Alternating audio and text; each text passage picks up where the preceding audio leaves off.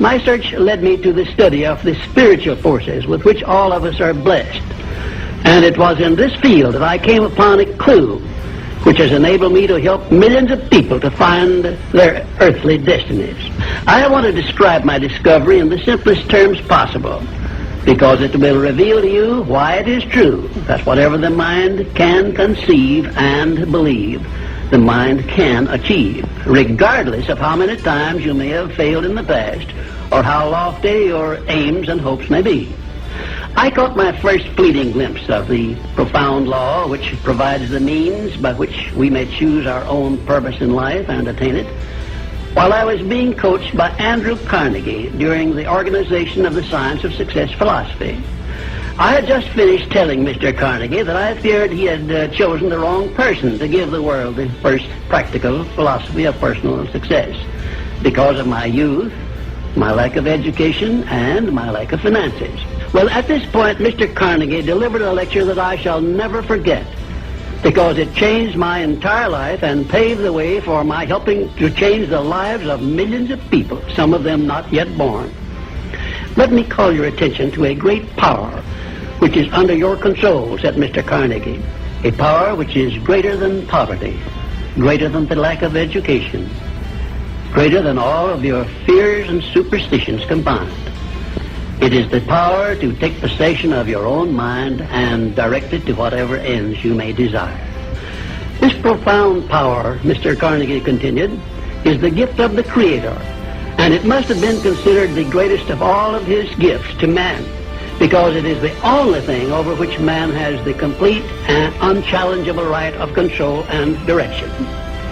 When you speak of your poverty and lack of education, Mr. Carnegie explained, you are simply directing your mind power to attract these undesirable circumstances, because it is true that whatever your mind feeds upon, your mind attracts to you. Now you see why it is important that you recognize that all success begins with definiteness of purpose, with a clear picture in your mind of precisely what you want from life. Then Mr. Carnegie continued his speech with a description of a great universal truth which made such an impact upon my mind that I began then and there to give myself a new outlook on life and set up for myself a goal so far above my previous achievements that it shocked my friends and relatives when they heard about it. Everyone, said Mr. Carnegie, comes to the earth plane blessed with the privilege of controlling his mind power and directing it to whatever ends he may choose.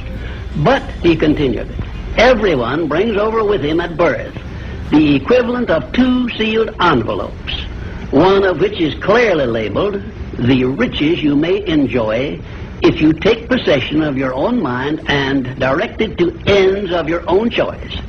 And the other is labeled the penalties you must pay if you neglect to take possession of your mind and direct it. And now let me reveal to you, said Mr. Carnegie, the contents of those 2 sealed envelopes.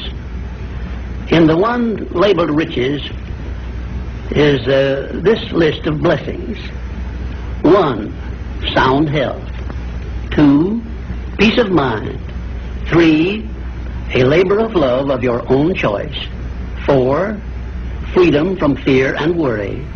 5, a positive mental attitude. 6, material riches of your own choice and quantity.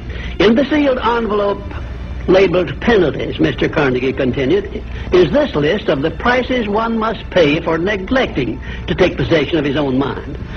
1, ill health. 2, fear and worry. 3, indecision and doubt. 4, frustration and discouragement throughout life. 5, poverty and want. 6, and a whole flock of evils consisting of envy, greed, jealousy, anger, hatred, and superstition. Now, my mission in life is to help you and everyone who needs my help to open up and use the contents of the sealed envelope labeled riches. And the starting point from which you must take off if you wish to write your own ticket from here on out for the remainder of your life, I will describe for you in these simple instructions. 1, procure a neat pocket-sized a notebook or something on the order of this one here, loose leaf affair. And on page 1, write down a clear description of your major desire in life. The one circumstance or position or thing which you will be willing to accept as your idea of success. And remember before you begin writing that your only limitations are those which you set up in your own mind or permit others to set up for you. And 2, on page 2 of your notebook, write down a clear statement of precisely what you intend to give in return for that which you desire from life. And then start in right where you stand now to begin giving. And 3, memorize both of your statements, what you desire and what you intend to give in return for it. And repeat them at least a dozen times daily. And always end your statements with this expression of gratitude for the blessings with which you were gifted at birth. I ask not, O divine providence, for more riches, but more wisdom with which to accept and use wisely the riches I received at birth in the form of the power to control and direct my mind to whatever ends I desire. If you are not too successful or self-satisfied to accept and express this profound prayer, if you accept it and express it in the same spirit of humble sincerity in which I pass it on to you, a new and a better world will reveal itself to you. A world in which you will see reflected the circumstances and the things which you yourself have created. And now let me close this, our first visit, with my favorite expression of gratitude. O divine providence, I ask not for more riches, but more wisdom with which to make wiser use of the riches you gave me at birth, consisting in the power to control and direct my own mind